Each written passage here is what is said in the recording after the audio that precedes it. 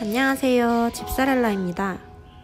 오늘은 윙컷을 하는 이유와 윙컷을 하는 방법에 대해 이야기해 보겠습니다. 먼저 윙컷을 하기 전에 깃털에 대해 간단히 알아보겠습니다. 앵무새의 깃털은 6가지의 종류로 다양한 형태로 나오지만 모두 베타케라틴이라는 불용성 단백질로 구성되어 있습니다. 인간의 모발을 구성하는 알파케라틴과 비슷합니다.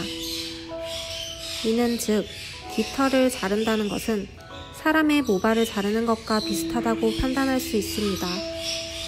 종에 따라 깃털의 개수는 3,000장에서 1억 5,000장까지 있고 앵무새 체중의 약 10%에서 15%를 차지하고 있습니다. 깃털은 앵무새를 자유롭게 비행할 수 있게 하고 스스로 온도와 습도를 유지하게 해주는 등 각각의 깃털이 다양한 역할을 하지만 오늘은 기본적으로 윙컷을 할 때 자르게 되는 비행 깃털에 대해 이야기해 보겠습니다.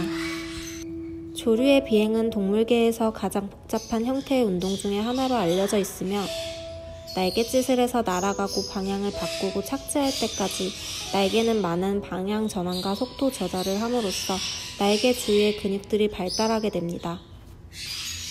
새는 종류에 따라 비행할 때 심장 박동수가 분당 1000회까지 뛴다고 알려져 있습니다. 앵무새의 비행은 건강과 수명과도 연관이 있습니다. 비행 깃털은 비행에 특화되어 발달했고 앵무새는 22개의 비행 깃털을 가지고 있습니다. 다음으로 윙컷을 하는 방법을 알아보기 전에 윙컷을 하는 이유에 대해 이야기해 보겠습니다. 자연에서의 새들은 공간에 제약이 없기 때문에 비행에 의한 사고가 드뭅니다. 하지만 가정에서 키우는 앵무새의 경우 천장의 높이도 낮고 장애물도 많기 때문에 보호자의 판단하에 어느 정도 비행 능력을 조절해줄 필요는 있습니다. 보통 분양하는 곳에서 윙컷이 되어진 상태로 분양을 하고 또는 분양을 받습니다. 윙컷을 하여 여러 사고를 대비해 안전하게 분양하려는 목적이라고 하지만 가장 큰 이유는 사람을 따르게 하기 위함입니다. 다수의 앵무새가 한 공간에서 같이 자랄 때 이유식을 떼고 알곡 적응할 시기가 되면서 본능적으로 사람을 피해 서로에게 의지하게 됩니다.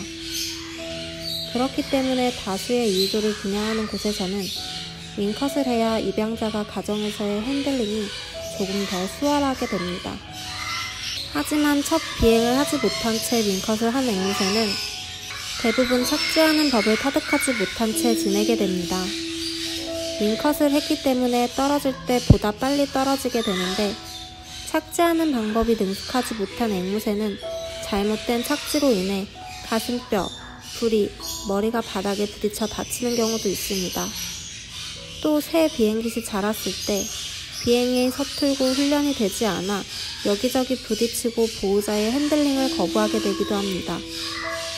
제가 생각하는 윙컷을 해야 하는 이유는 앞서 말씀드렸듯이 보호자의 통제가 안 될 정도로 날아다니거나 서투른 비행으로 창가나 벽에 자주 부딪혔다거나 집안에 장애물이 많아 자주 깃이 꺾여 피가 나고 날개뼈가 골절되는 사고 등으로 아이에 따라서 집안 환경에 따라서 필요에 의한 윙컷을 해주어야 한다고 생각합니다. 윙컷을 하기 전에 보호자는 반려 앵무새의 입장에서 한 번 더 생각해 볼 필요가 있습니다. 제가 생각하는 올바른 윙컷이란 한 번에 많이 여러 장을 잘라서 비행 능력을 확 없애는 것이 아닌 필요에 따라 비행 깃털의 장수를 조절하여 가정에서 안전하게 지낼 수 있도록 반려조의 비행 능력을 보호자가 컨트롤해주는 것입니다. 윙컷을 하는 방법은 사진처럼 바깥쪽에서부터 하는 것이 가장 좋습니다. 앵무새가 날개를 펼쳤을 때 바깥쪽 부분이 가장 길고 장애물에 많이 부딪히기 때문에 바깥쪽부터 덮는 깃털을 기준으로 잘라주어야 하며 윙컷을 몇 장 하는 것에 대해 정해진 답은 없습니다. 첫 비행 전에 윙컷이 되어진 상태로 입양한 앵무새가 비행깃이 새로 자라서 날 수 있게 되면 아이의 비행을 관찰하고 필요에 따라 날개의 장수를 결정하여 잘라주시는 것이 좋습니다. 간혹 이렇게 바깥쪽으로 몇 장 남겨두고 안쪽의 깃털을 다 자르는 분들이 있습니다. 이 방법의 장점은 날개를 접었을 때 보이는 비행 깃털이 미관상 예뻐서 드는 경우이고, 단점은 털갈이 하면서 깃털이 빠지거나 어디에 부러지는 경우 아이의 비행 능력은 현저하게 떨어지게 됩니다. 또 경험이 없어 비행깃을 너무 짧게 잘라 비행깃 위에 있는 덮개깃까지 잘라버리는 경우도 흔히 보았습니다. 이는 정말 잘못된 방법입니다. 우리 아이는 윙컷을 했는데도 잘 알아요 라고 말씀하시는 보호자님이 많습니다. 앞에서 얘기했듯이 윙컷을 몇 장 하는지에 대해서는 답이 없습니다. 아이에 따라서 다릅니다. 윙컷을 하게 되면 평생 그 힘으로 그 높이로 나는 것이 아니고, 시간이 지남에 따라 날개를 많이 사용하면 근육이 발달하기 때문에 똑같이 윙컷을 했어도 그 전과 비교했을 때 더 높이 더 멀리 나는 것은 당연합니다. 깃털은 사진의 순서와 같이 자랍니다. 쉽게 생각하면 식물이 자라는 것과 비슷합니다. 식물의 씨앗이 땅속에서 양분에 의해 발아하고 싹이 트고 꽃이 피는 것처럼 깃털은 피부암 모낭에서부터 바깥으로 나와 혈액에 의해 더 자란 다음 깃털이 트고 비로소 완전한 깃털이 됩니다. 이때 빨대깃이라 불리는 핀 깃털은 안에 혈액이 차있기 때문에 꺾이지 않게 조심해야 합니다. 간혹 인터넷에 나오는 윙컷된 앵무새 운동법이라고 해서 발을 억지로 잡고 위아래로 대각선으로 흔들어서 앵무새의 날개를 타닥거리게 하는 것은 날아다닐 때 사용하는 근육과는 다르게 떨어지지 않으려 중심을 잡기 위한 행동밖에 되지는 않습니다. 사람과 마찬가지로 새의 입장이 되어 생각해 보신다면 내 반려조를 진정 위하고 배려하는 행동은 아닐 거라 생각됩니다.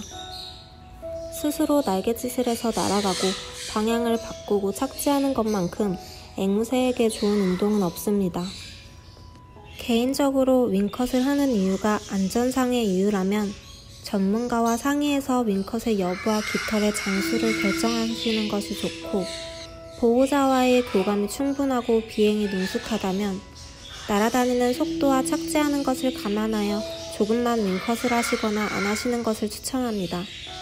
반려 앵무새의 부리, 발톱, 윙 트리밍을 직접 하려 할 때 능숙하지 못해 오랜 시간이 걸리거나 아이를 아프게 해서 아이에게 트라우마가 생기거나 신뢰를 잃을 수 있습니다.